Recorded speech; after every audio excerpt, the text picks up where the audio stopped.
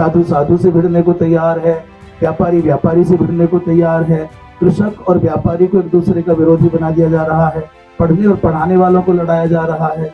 ये अगड़े और पिछड़े कह करके एक दूसरे को बिल्कुल सामने खड़ा कर दिया जा रहा है, शत्रुओं की भांति, तो सेनाओं की भांति।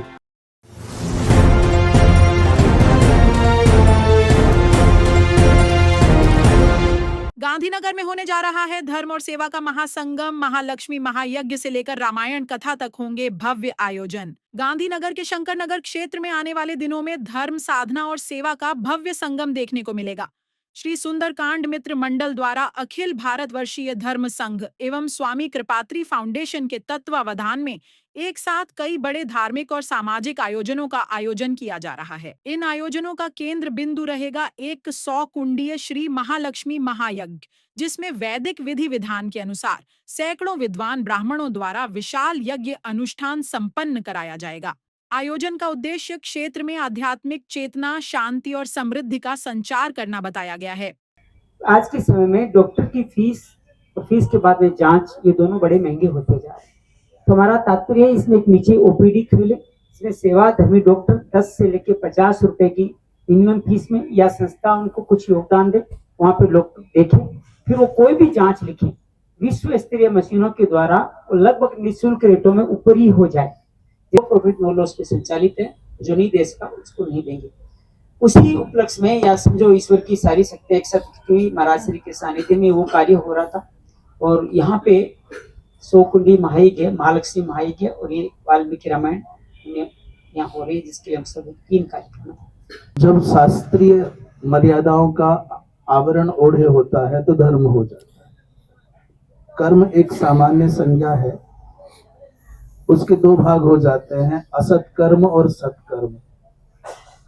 जैसे गंध एक सामान्य संज्ञा है, उसके 2 भाग हो जाते हैं, सुगंध और दुर्गंध। तो जैसे गंध ही अपने आप में सु उपसर्ग से समन्वित हुई तो सुगंध हो जाती है, और तुर के साथ जुड़ जाए तो दुर्गंध हो जाती है। ऐसी कर्म जब लोक मंगल के लिए हो, लोक मंगल के संकल्प के साथ संपन्न हो और उसमें शास्त्रीय मर्यादाओं का अनुपालन हो, स्वार्थ की वासना न हो, तो धर्म हो जाता है। समृद्धि को संकल्पित करके, जीव मात्र के कल्याण को हृदय में रख करके ये यज्ञ इस निमित्त संपन्न किया जा रहा है कि आज वर्तमान काल में, जैसा आप कह रहे हैं कि प्रशासन कहीं और जा रहा है और जिनको प्रशासित होना है उनकी मनोवृत्तियां एक दूसरे के विरोधी कैसे हो गई। व्यवस्थाएं या कानून या नियम जो भी हैं, एक मनुष्य मात्र को सुख देने के लिए है, अनुकूलता देने के लिए है। एक दूसरे के पूरक जो हैं घटक, वो एक दूसरे के विरोधी कैसे बना दिए जा रहे हैं। इस विषय की गंभीरता को समझना होगा। ये षड्यंत्र के शिकार तो नहीं हो रहे हम कहीं।